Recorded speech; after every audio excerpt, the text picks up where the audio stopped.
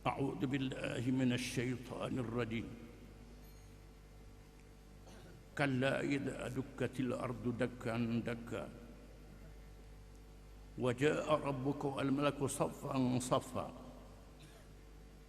وجيء يومئذ بجهنم يومئذ يتذكر الإنسان وأنى له الذكرى يقول يا ليتني قدمت لحياتي فيومئذ لا يعذب عذابه أحد ولا يوثق وثاقه أحد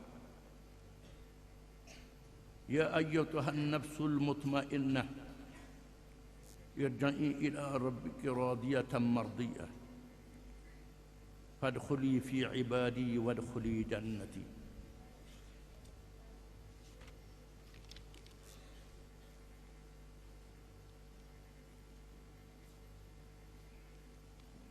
Maksudnya, jangan sekali-kali bersikap demikian. Sebenarnya, apabila bumi dihancurkan segala yang ada di atasnya dan diratakan serata-ratanya, dan perintah Tuhanmu pun datang, sedang malaikat berbaris-baris siap sedia menjalankan perintah,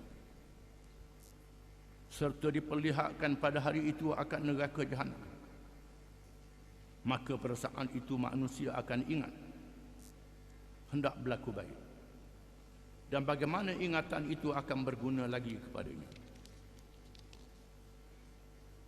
Ia akan berkata, alangkah baiknya kalau aku dahulu sediakan amal-amal baik untuk hidupku di sini.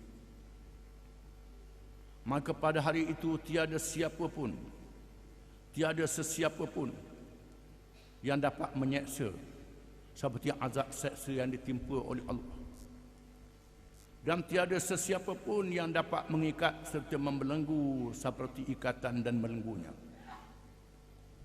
Setelah menerangkan akibat orang-orang yang tidak menghiraukan akhirat, Tuhan menyatakan pada orang-orang yang beriman dan amal soleh akan disebut dengan kata-kata, wahai orang-orang yang mempunyai jiwa yang sentiasa tenang, tetap dengan kepercayaan dan bawaan baiknya, kembalilah kepada Tuhanmu dengan keadaan engkau berpuas hati dengan segala nikmat yang diberikan, lagi diredai di sisi Tuhanmu, serta masuklah dalam kumpulan hamba-hambaku yang berbahagia, dan masuklah ke dalam syurgaku.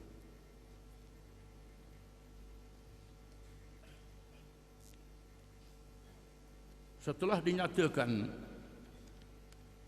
dalam ayat-ayat yang terdahulu, perangai manusia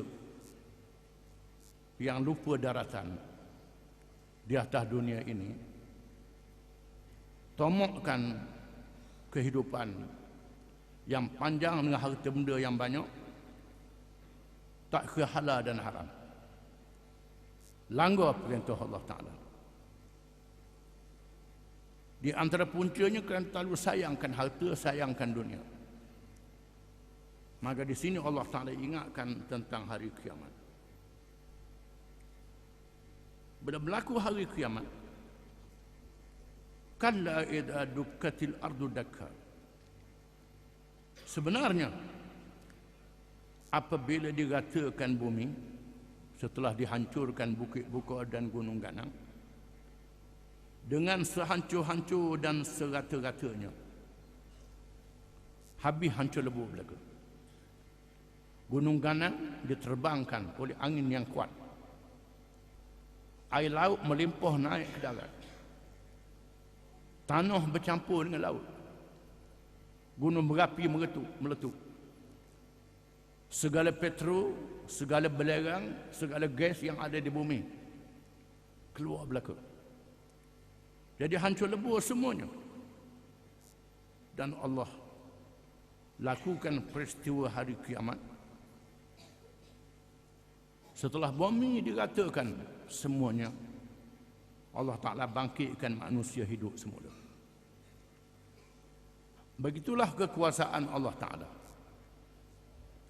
yang tiada bandingan dan tiada tandingan. Kalau Allah boleh mengadakan kita daripada tidak ada langsung, maka Allah sangat mudah, bahkan sama di sisi Allah Ta'ala. Nak menghidupkan semula kita dengan adanya benih-benih yang dibakikan oleh Allah daripada tubuh kita. Tumbuh, dimasukkan roh dan hidup semula. Wa jaa rabbuka wal malaku saffan saffa.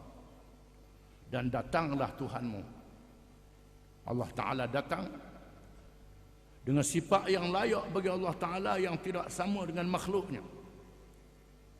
Datang untuk menghakimi manusia, mengadili manusia di atas segala pegangan, kepercayaan dan amalan yang dia buat di atas dunia dulu. Dibawa segala keterangan-keterangan tulisan malaikat dan saksi-saksinya dibawa belaka. Termasuklah saksi yang ada pada tubuh manusia sendiri, yang boleh bercakap, tangan, kaki boleh bercakap belaka, menjadi saksi. Tulisan-tulisan malaikat. Wajah wal malaku saffan saffa. Dan malaikat berbaris-baris menunggu untuk menjalankan tugas masing-masing. Para ulama menafsirkan peristiwa ini berlaku setelah manusia gagal meminta syafaat daripada Nabi Adam, Nabi Nuh, Nabi Musa dan Nabi Isa alaihimussalam. Akhirnya mereka menemui Nabi Muhammad sallallahu alaihi wasallam. Maka Allah Ta'ala mengurniakan al-maqamul mahmud yang kita sebut lepas bang dan lepas iqamah. Al-maqamul mahmud, Allah Ta'ala beri al-maqamul mahmud, maqam yang terpuji yang diberi kepada Nabi Muhammad sallallahu alaihi wasallam setelah Adam, Nuh, Musa dan Isa tidak bersedia untuk memberi syafaat kerana masing-masing ketakutan dengan peristiwa-peristiwa yang pernah berlaku dalam dunia dulu, walaupun diizin oleh Allah Ta'ala. Allah Ta'ala mengizinkan peristiwa itu. Adam dengan sebab makan buah kayu, Ibrahim dengan sebab dia tak cakap tak betul bila dihujarkan oleh Nabi, Allah Ta'ala izin. Begitulah juga Nabi Musa, ada alasannya dia tak sanggup nak beri syafaat. Nabi Isa begitu juga. Akhirnya Nabi Muhammad SAW diberi keizinan untuk memberi syafaat. Maka Allah datang untuk menjadi hakim. Malaikat berbaris-baris bersedia untuk menjalankan tugas. Wadi'a yaumaidin bi jahannam. Lalu dia bawa neraka untuk dibentangkan kepada manusia. Mengikut ibadat riwayat Abdullah bin Mas'ud radhiyallahu anhu, sabda Rasulullah sallallahu alaihi wasallam, yu'ta bi jahannam yawma idzin laha 70,000 zimamin ma'a kulli zimamin 70,000 malakin yajrunaha. Dibawa neraka jahannam dalam keadaan neraka mempunyai 70,000 tali yang boleh dipegang untuk mengheret dia, dan tiap-tiap satu tali dipegang oleh 70,000 malaikat yang mengheret neraka jahannam ini, menunjukkan besarnya neraka jahannam ini, untuk disediakan bagi mereka yang durhaka, yang melawan Allah Ta'ala. Di masa itu Allah Ta'ala menyebut, yauma idzin yatadhakkarul insanu wa anna lahu dzikra. Pada hari itu manusia mengambil peringatan. Mengambil peringatan balik. Di mana peringatan berguna pada hari itu?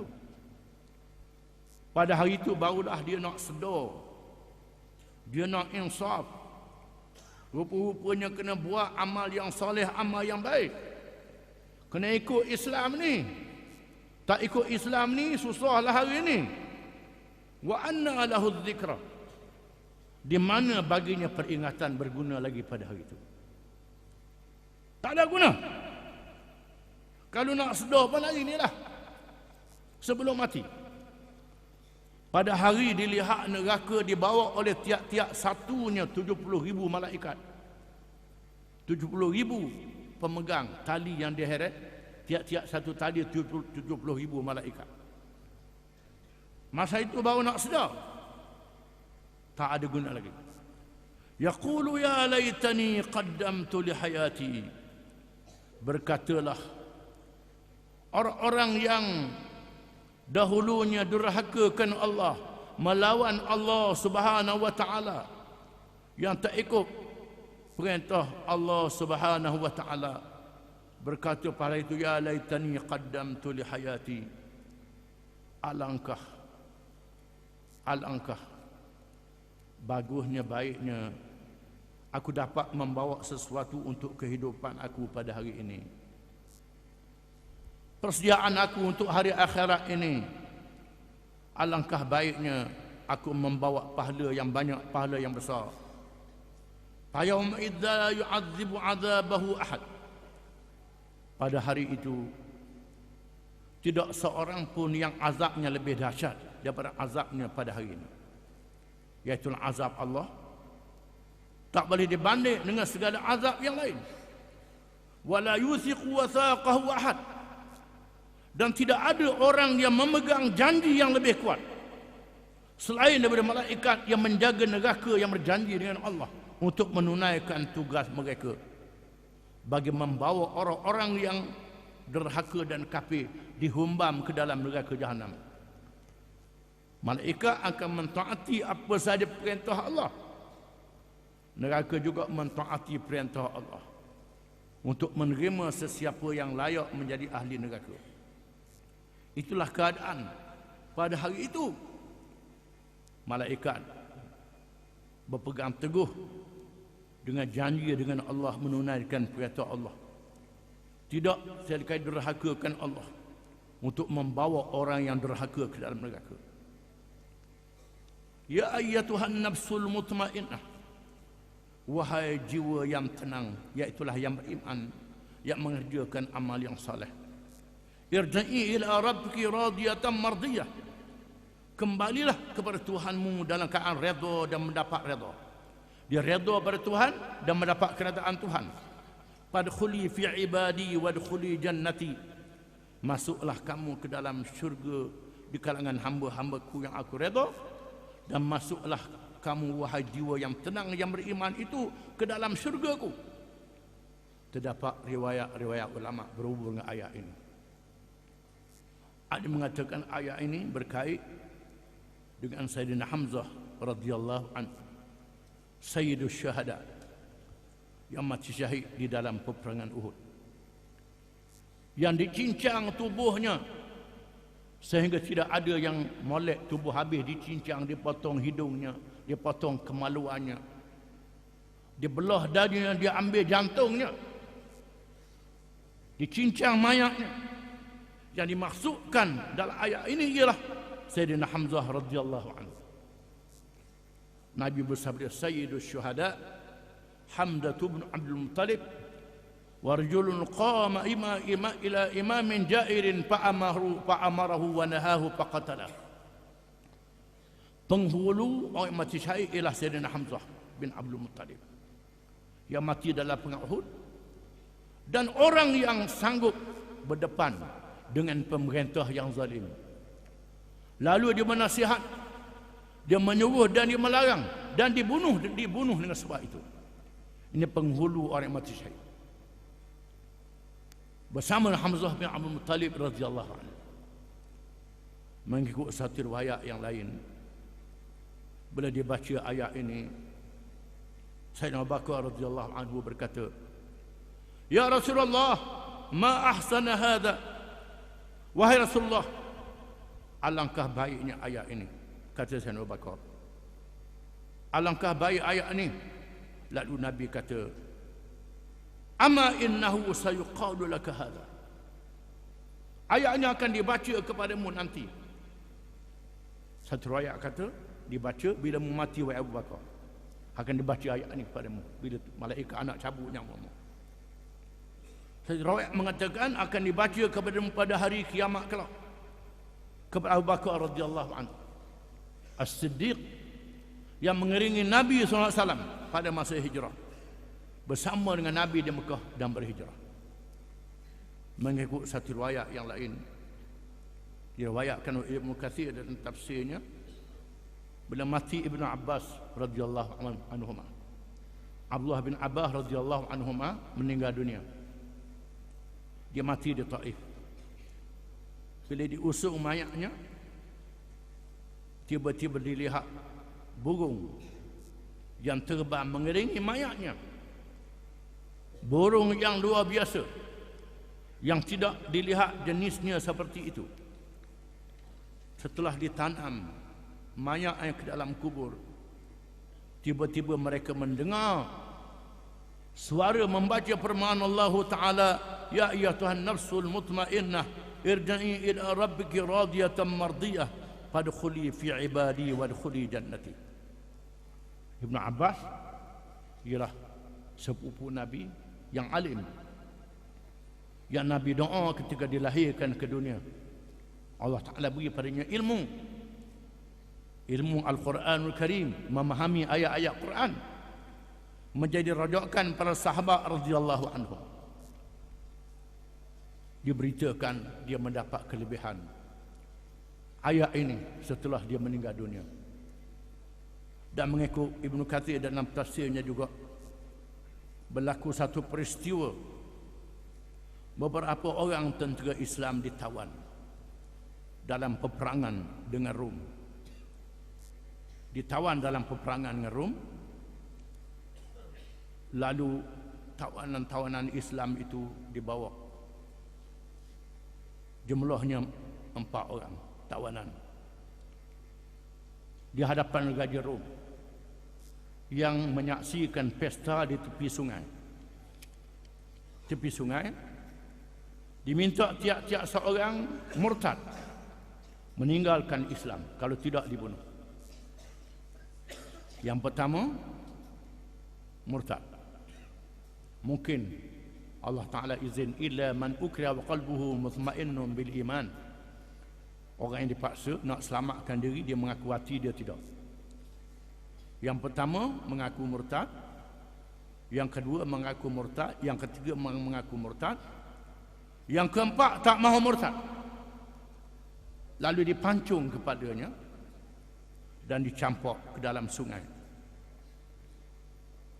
Tiba-tiba kepala itu timbul dan disaksikan oleh ketiga-tiga orang kawannya. Dan kepala itu memanggil nama 3 orang kawan ini. Sebut nama satu-satu.